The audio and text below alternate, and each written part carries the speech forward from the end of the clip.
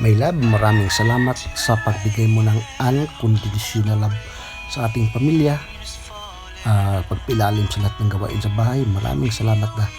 So, hindi man ako na nagsabi sa iyo na I love you, I love you, I love you sa araw-araw, pero pinakita ko sa iyo na sa aking kilos na mahal kita. Maraming salamat sa pagbigay mo sa tatlong anak sa atin na si KJ, si Kia, at si Kimji, no?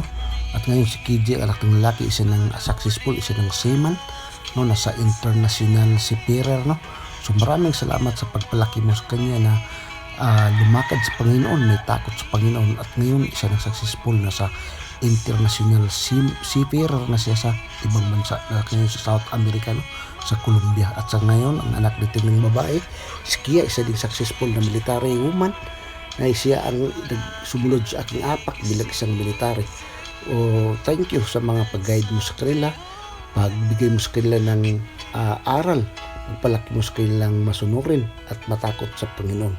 At lalo din sa ating bunso na si Kim, pagpalaki mo sa kanyang mabait, masipag at matalinong bata. Very proud ako sa kanya din sa nagmamana sa iyong kamukha mo, at magaling pa sa piano. Si Kim, isang pianist din ng church, ng Lighthouse Bible Baptist Church sa Pilipinas.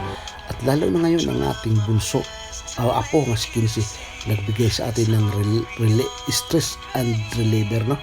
Yan ang ating tawa na ating Kinsey, ating apo, no? Maraming salamat sa mga lahat ng mga pagpailalim sa trabaho. Mayroon sana akong regalo sa iyo, pero tinanggihan mo dahil gusto mo yung mga simple lang, kaya binigyan ka ng surprise sa ating anak na babae. So ngayon sana ma-appreciate mo ang mga pag-surprise sa kanya ng ang pag-birthday mo na simple, na wala man tayong handa, na only one cake lang ang meron na nabili, no? So sana hindi ibig sabihin na hindi ka namin mahal, kahit isang one cake lang yan, pero mahal na mahal ka namin, my love, no? So sa sunod ibigyan kita ng travel tour para ma-enjoy yung birthday mo. So ngayon yung birthday, handa nga pagkain, tinanggihan mo, regalo ko, tinanggihan mo dahil gusto mo ng para pang pamilyang birthday. Maraming salamat. So na-appreciate ko yung lahat. So ngayon ang wish ko sa'yo na dandahan lang sa pagkilo sa bahay, kaya alam natin na may edad na tayo, so hindi na tayo bata katulad dati na malakas pa.